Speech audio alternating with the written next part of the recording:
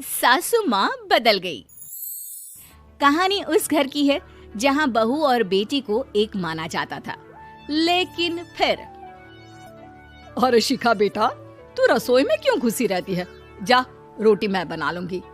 नहीं नहीं माँ जी, आप बैठिए, बस सारा खाना बन ही गया है। श्वेता को बोल देती हूँ, वो खाना लगा देगी सबका। सॉरी भाभी, मेरे पास वक्त नहीं है। माँ, मुझे पैसे देना, पार्लर जाना है। हाँ हाँ चली जाना, भाभी को भी ले जाना। वो भी जाने को बोल रही थी पार्लर, पर पहले ना मदद कर दे उसके खाना लगाने में। देख माँ, वो बहू है, उसे बहू रहने देना, इतना सर पर मत चढ़ा भाभी को। श्वेता, ज्यादा मत बोला कर। बहू और बेटी में कोई फर्क नहीं होता है। जा जाकर काम कर। ननद को माँ का भाभी से इस तरह प्यार करना बिल्कुल अच्छा नहीं लगता। वो बार बार किसी न किसी तरह माँ को भाभी के खिलाफ भड़काती रहती, लेकिन कोई फायदा ना होता। एक रोज, अरे बेटे किशन, जा बहू को कहीं घुमा कर ला, सारा दिन घर में काम करती रहती है। हाँ हाँ माँ, हम लोग जा रहे हैं ना गोवा। अच्छा जी, भाभी ने तो हमें बताया भी नहीं। वैसे तो सारी पंचायत करती है, ये गोवा वाली बात क्यों छुपा गई हमसे? अरे क्योंकि उसे खुद नहीं पता था बहन। मुझे टिकट सस्ती मिल रही थी तो मैंने बुक कर दिया। हाँ शिखा, पैकिंग कर ले, संडे हम जा रहे हैं गोवा। दोपहर में शिखा पैकिंग कर रही थी कि सास आ जाती है।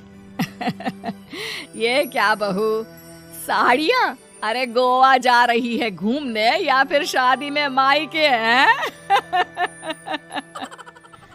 माँ जी, ऐसा कुछ है ही नहीं, समझ में नहीं आ रहा क्या रखूं कपड़े में। अरे तेरी और श्वेता की साइज तो एक ही है, उसके कुछ मॉडर्न कपड़े ले ले, आकर लौटा देना।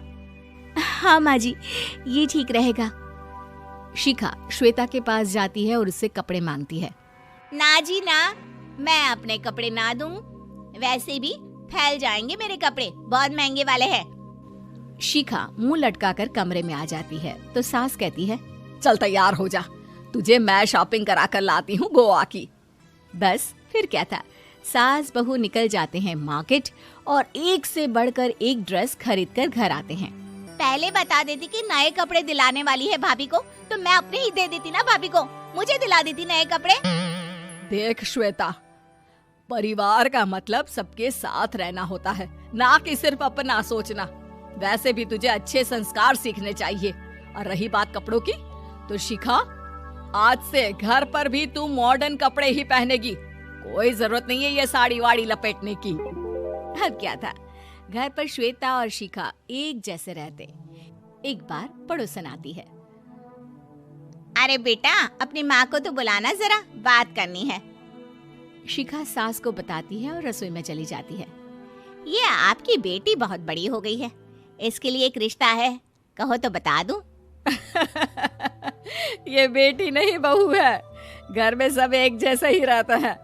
वैसे मेरी बेटी भी बड़ी हो गई है, कोई रिश्ता हो तो जरूर बताना। पड़ोसन रिश्ता लेकर उन लोगों के घर आती है। तब श्वेता की होने वाली सास कहती है, तो ये घर है, कितने मंजिल का है? और ये बहू ने आपकी क्या पहन रखा है, जीन्स टॉप? अरे भाई, साड़ी वाड़ी नहीं है क्या इसके पास? देखिए, सर्दी है तो साड़ी में बहू कैसे मैनेज करती, वैसे पहनती है साड़ी भी। देखिए, हम लोग ठहरे पैसे वाले लोग, कोई कमी नहीं है हम लोगों के पास पैसों की, बहुत पैसे हैं, जमीन, नौकर चाकर, कार, सब कुछ है, लेकिन घर में संस्कारी बहू चाहिए। समझ रही हैं ना आप? सास कुछ कहती कि श्वेता बोल पड़ती है, हाय रे, नौकर चाकर से लेकर जमीन, कार, पैसा, हाँ हाँ मुझे रिश्ता मंजूर है, मंजूर है मुझे। अरे रुक जा श्वेता, मैं बात कर रही हूँ ना। देखिए, हम लोगों के घर इतनी आजादी नहीं मिलेगी। अरे हाँ कर देना माँ, हाँ कर दे जल्दी से। सास क्या करती, बेटी की शादी ऐसे घर में कर देती है जहाँ ना उनके विचार मिलते हैं और ना ही आचार। शादी के बाद एक रोज फोन पर, श्वेता बेटा, एक बार घर आ जा, बहुत दिल करता है तुझे देखने का। माँ, वो घर पर बहुत काम होता है, कैसे आऊँ? बड़ा घर है, लेकिन आने जाने वालों की लाइन ही लगी रहती है। बेटा मैं तो जानती थी उस घर का हाल, लेकिन तू ही नहीं मान रही थी। माँ देख, हर घर का यही हाल है। तेरी बेटी को यहाँ घूंघट हटाने की परमिशन नहीं है और एक तरफ भाभी स्कर्ट पहनकर घूम रही है। बेटा मुझे क्या पता था कि मेरी बेटी को ससुराल के नाम पर पिंजरा मिल जाएगा। अच्छा माँ, फोन रखती हूँ, सास को गर्मा गर्म रोटी खिलानी है। तुम लोगों की तरह नहीं कि एक रोटी बनाओ, एक सब्जी बनाओ, फिर सारा दिन फ्री होकर घूमो। सास फोन तो रख देती है, लेकिन सोच में पड़ जाती है कि एक तरफ बेटी जिसे कोई आजादी नहीं, वहीं दूसरी तरफ बहू जिसे देखकर लगता ही नहीं कि उसकी शादी भी हुई है। अगले रोज। शिखा, अरे ओ शिखा। हाँ माँ, क्या हुआ? कुछ चाहिए आपको? मैं जिम जा रही थी। जिम के कपड़ों में बहू को देखकर सास को घूंघट में अपनी बेटी का ख्याल आता है। देख बहू, घर में बहू की तरह रहा कर। इतने टाइट कपड़े पहनकर जिम जाना पसंद नहीं मुझे। जा जाकर रोटी बना। रोटी? माँ अभी तो शाम की 6 बजे हैं, इस वक्त रोटी? अब क्या मेरे खाने पीने पर भी पहरा है? अरे जब मर्जी तब मैं अपने घर में खा भी नहीं सकती क्या? बहू को अजीब लगता है। वो समझ नहीं पाती कि जो सास कल तक इतनी सपोर्टिव थी, उन्हें अचानक से क्या हो गया। वो किचन में जाती है, गरम रोटी के साथ 2 तरह की सब्जी, रायता, सलाद सब लेकर सास के पास आती है। माँ जी, खाना। इतना सारा खाना? राक्षस समझा है क्या मुझे? रोटी मांगी थी मैंने गर्मा गर्म बस। पर माँ जी, रोटी खाती किससे आप? सब्जी तो बनानी थी ना। अरे भूख मर गई मेरी तेरी बहस से। जा जाकर काम कर, अंदर पूरी रसोई साफ कर। बहू अंदर चली जाती है। थोड़ी देर में श्वेता घर आती है। अरे शिखा, जल्दी से चाय ला, पकवान बना, मेरी बेटी आई है। अरे नहीं नहीं माँ, ड्राइवर बाहर खड़ा है। मैं तो घर का कोई सामान खरीदने के बहाने यहाँ आ गई हूँ, मुझे जाना होगा। अरे बेटा, पर कितने दिनों बाद देख रही हूँ तुझे, रहने आ जाना 2-4 दिन के लिए। आ जाऊंगी माँ, जब मेरी सास मरेगी तब। मैं तो रोज मन्नत मानती हूँ कि मेरी सास मर जाए तो अच्छा है। अच्छा चल, जा रही हूँ माँ।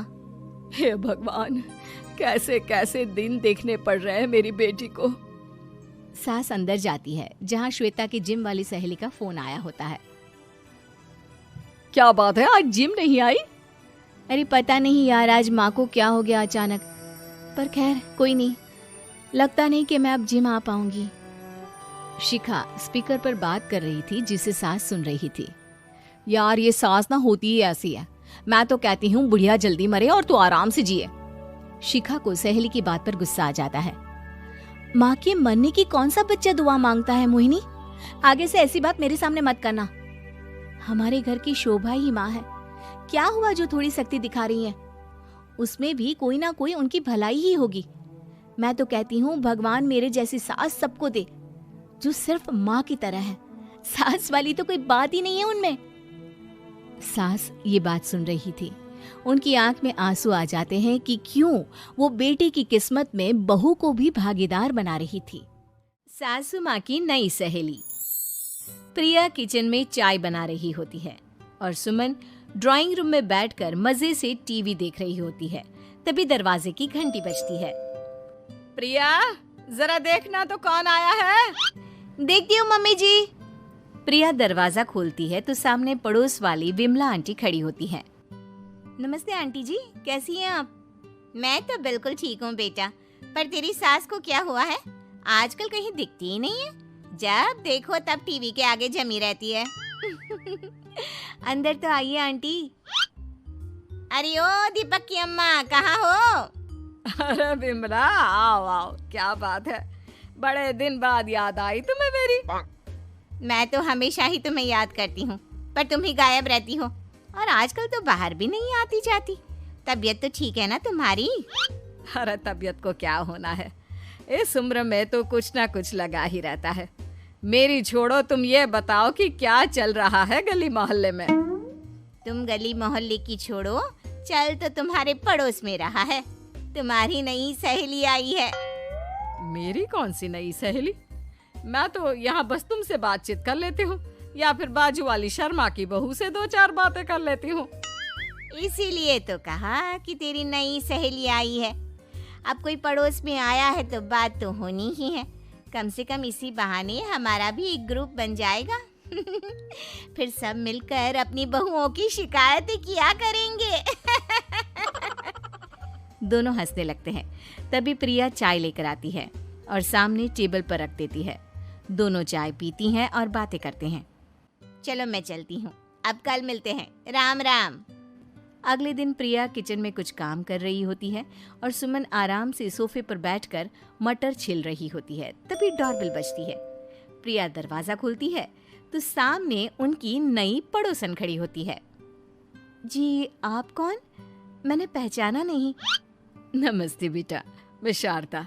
आपके बगल वाले घर में अभी 2-4 दिन पहले ही शिफ्ट हुए हैं। ओह अच्छा। नमस्ते आंटी, अंदर आइए ना आप। देखिए तो मम्मी जी आज कौन आया है। इतना कहकर प्रिया किचन में चाय बनाने चली जाती है। नई पड़ोसन को घर पे देखकर सुमन थोड़ा हैरान हो जाती है। नमस्ते बहन जी, मैं शारदा, आपकी नई पड़ोसन।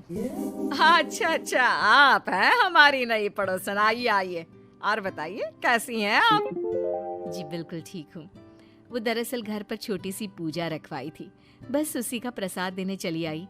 सोचा इसी बहाने नए पड़ोसियों से भी मुलाकात हो जाएगी। ये तो बहुत अच्छा सोचा आपने। सुमन प्रिया को आवाज लगाती है। अरे ओ बहू, जरा चाय पानी का तो आके पूछ लो। ये आजकल की बहुएं भी ना जब तक बोलो नहीं तब तक कुछ नहीं करेंगी। आई मम्मी जी। प्रिया चाय लेकर आती है। दोनों बैठकर चाय पीती हैं और खूब सारी बातें करती हैं। अच्छा बहन जी, अब मैं चलती हूँ, फिर मिलते हैं। अब तो आना जाना लगा ही रहेगा। शारदा के जाने के बाद प्रिया किचन से बाहर आती है। क्या बात है मम्मी जी, आप दोनों को देखकर तो लगा ही नहीं कि पहली बार मिल रही हो। आप दोनों तो बिल्कुल बिछड़ी हुई सहेलियों की तरह बातें कर रही थी। अरे जब दो औरतें मिल जाती है ना तो बातें अपने आप ही निकल आती है। अब तू अपने काम पर ध्यान दे, बातों पे नहीं। ऐसे ही कुछ दिन बीत जाते हैं। अब सुमन और शारदा अच्छी सहेलियां बन गई होती हैं। दोनों एक साथ मंदिर जाती, मार्केट जाती और कभी कभी तो विमला भी इनके साथ मिलकर खूब हंसी ठिठोली करती। एक शाम तीनों बैठकर सुमन के घर पर चाय पी रही होती हैं कि तभी बहुत तेज बारिश शुरू हो जाती है। सुमन जोर से प्रिया को आवाज लगाती है। प्रिया, ओ प्रिया, देख कितनी तेज बारिश हो रही है। जाके छत से सारे कपड़े ले आ, नहीं तो सब भीग जाएंगे। सुमन 2 बार आवाज लगाती है लेकिन प्रिया का कोई जवाब नहीं आता। शायद प्रिया कुछ काम कर रही है, इसीलिए कुछ जवाब नहीं दे रही। अरे काहे का काम, आराम फरमा रही होगी महारानी। तभी प्रिया बीमार हालत में अपने कमरे से बाहर निकलती है। हाँ मम्मी जी, क्या हुआ? मेरी तबीयत थोड़ी ठीक नहीं है ना, इसलिए आग लग गई। अरे सारे कपड़े भीग गए और तुझे सोने से फुर्सत नहीं है। सबके सामने सुमन के मुंह से ऐसी बातें सुनकर प्रिया उदास हो जाती है और छत से कपड़े उतारने चली जाती है। सुमन, ये क्या बात हुई? प्रिया ने बताया ना कि उसकी तबीयत ठीक नहीं, इसलिए उसकी आंख लग गई। तुम भी ना खामखा उसे सबके सामने सुना दिया। अरे आप नहीं जानती शारदा जी, कुछ बहुएं ना बहुत आलसी होती है, घर का एक काम नहीं करना चाहती। ऐसा नहीं है सुमन, तुम्हारी बहू तो बहुत प्यारी है, तुम्हारी सारी बात भी तो मानती है। हाँ सुमन, तुम प्रिया के बारे में ऐसा क्यों सोचती हो? मेरी भी 2 बहुएं हैं, लेकिन मैं उन्हें अपनी बेटियों की तरह रखती हूँ। आखिर वो भी तो किसी की बेटियां ही है ना। और अगर तुम ऐसा ही व्यवहार करोगी तो एक दिन प्रिया भी तुम्हारे साथ ऐसा ही बर्ताव करेगी। शारदा और विमला की बातें सुनकर सुमन की तो बोलती बंद हो जाती है। वहीं प्रिया भी बाहर से सारी बातें सुन रही होती है। अरे मैं कोई उसकी दुश्मन थोड़ी ना हूँ, मैं भी उसकी माँ हूँ, लेकिन कभी कभी सास बनना पड़ता है, नहीं तो बहुएं हाथ से निकल जाती है। देखो सुमन, ये सब सोच का फर्क है। अगर तुम ये सोचोगी तो कभी प्रिया को अपनी बेटी नहीं बना पाओगी। इतना कहकर शारदा और विमला वहां से चली जाती हैं और सुमन अकेले बैठकर उनकी बातें सोचने लगती है। अगले दिन प्रिया और दीपक अपने कमरे में बैठकर बात कर रहे होते हैं और सुमन उनके कमरे के बाहर कुछ काम कर रही होती है और उन दोनों की बातें सुन लेती है। दीपक, तुम्हें पता है हमारे पड़ोस में जो शारदा आंटी है ना, बहुत अच्छी हैं। अच्छा, ऐसा क्या हो गया जो तुम्हें वो इतनी अच्छी लगने लग गई? कुछ खास नहीं। बस कल जब मम्मी जी मुझे सबके सामने सुना रही थी तो शारदा आंटी ने मेरा साथ दिया। मैं तो सच में हैरान ही रह गई थी जब उन्होंने मम्मी जी को मुझसे ऐसा बर्ताव करने के लिए मना किया। अच्छा, फिर क्या हुआ? होना क्या था, शारदा आंटी तो मम्मी जी को समझा ही रही थी कि बहू को भी बेटी की तरह ही रखना चाहिए, लेकिन मम्मी जी तो मम्मी जी है ना, उन्हें तो मुझ में हमेशा कमी ही दिखती है। काश मुझे भी शारदा आंटी जैसी सास मिली होती जो मुझे भी अपनी बेटी जैसी समझती। सुमन ये सब सुनकर बहुत उदास हो जाती है और वहां से चली जाती है। प्रिया की बातें सुमन के कानों में बार बार गूंज रही थी। उसे बहुत शर्मिंदगी महसूस हो रही थी कि उसने प्रिया के साथ बहुत गलत किया है। अगले दिन सुमन शारदा और विमला को बुलाती है। क्या बात है सुमन, आज तूने ऐसे अचानक क्यों बुलाया? सब ठीक तो है ना? हाँ हाँ, सब ठीक है, तुम दोनों बैठो तो सही। तब तक दीपक और उसके पापा भी आ जाते हैं। प्रिया, तुम भी आ जाओ। क्या हुआ मम्मी जी, आपने बुलाया? हाँ प्रिया बेटा, मैं आज सबके सामने तुमसे माफी मांगना चाहती हूँ। मैंने आज तक तुम्हारे साथ बहुत बुरा व्यवहार किया है, लेकिन तुमने कभी भी मेरे साथ बुरा बर्ताव नहीं किया। मुझे अपनी गलती का एहसास हो गया है, हो सके तो मुझे माफ कर देना। प्रिया अपनी सास की बातें सुनकर हैरान हो जाती है। उसकी आंखों में आंसू आ जाते हैं। प्लीज मम्मी जी, आप मुझसे माफी मत मांगिए, मैं भी आपकी बेटी ही हूँ। वैसे एक थैंक यू तो मेरी नई सहेली को भी बनता है, जिसकी वजह से मुझे मेरी गलती का एहसास हुआ। शारदा बहन, आपका बहुत बहुत शुक्रिया जो आपने मेरी आंखें खोल दी। अरे क्या सुमन, तुम भी ना। मीरपुर नाम के शहर में तेजस अपनी पत्नी नीरू के साथ रहता था। पति पत्नी दोनों ही नौकरी करते थे। एक दिन तेजस गांव अपनी माँ के पास फोन करता है। हेलो, प्रणाम माँ। जीते रहो माँ, तुम दादी बनने वाली हो हैं? अरे वाह, ठीक है बेटा, मैं कल ही आती हूँ। जब माँ जी शहर पहुंची तो बेटे बहू ने बहुत अच्छे से स्वागत किया। लीजिए माँ जी चाय। अरे गर्मा गर्म पकोड़े ले आओ माँ के लिए। नीरू रसोई में गई और 2 मिनट में ही पकोड़े ले आई। जी ये लीजिए। बहू जादू से बनाए हैं क्या? अभी तो रसोई में गई थी। यम्मी। माँ जी, शीला रसोई में पकोड़े तल रही है, मैं बस लेकर आई। हे भगवान, मेरा धर्म भ्रष्ट कर दिया तूने। अब तो गंगा जल से शुद्धिकरण करना होगा। दूसरे दिन, माँ जी मैंने नाश्ता बना दिया है, ऑफिस जा रही हूँ। पर अभी तो घर का सारा काम पड़ा है। शीला आती ही होगी, झाड़ू पोछा बर्तन कपड़े वो सब कर लेगी। हमारे जमाने में घर का सारा काम हम ही करते थे। जी माँ जी, आप बहुत होशियार हैं, मैं घर ऑफिस दोनों नहीं संभाल पाती। तो जरूरत क्या है घर से बाहर जाकर चाकरी करने की?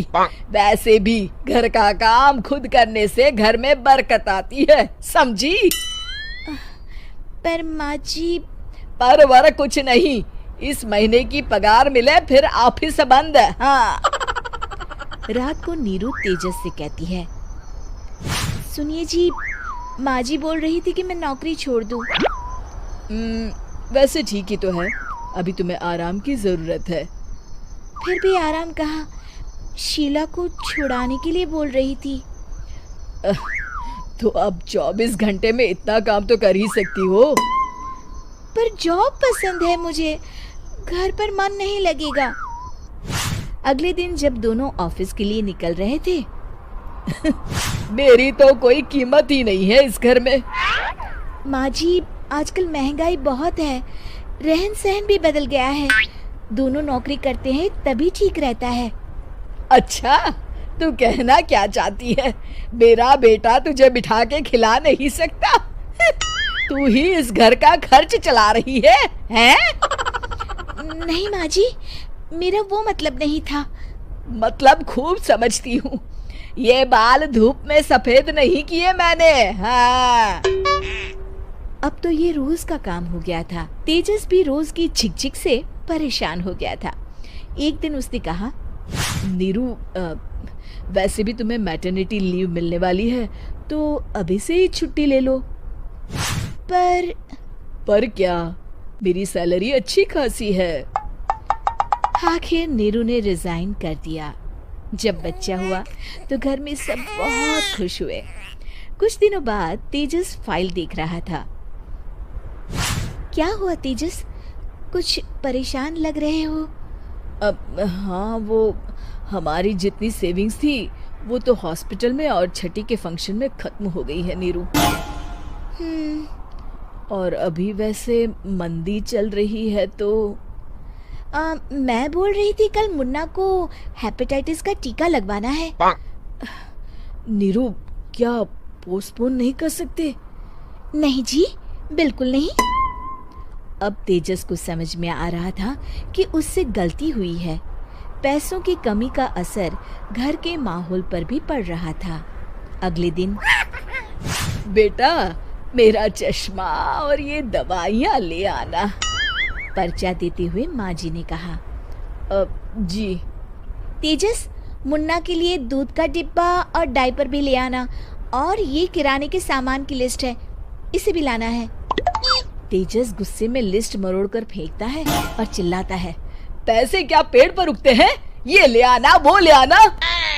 अरे, पर ये जरूरत का सामान ही है। वो गुस्से में बिना कुछ कहे ऑफिस चला गया।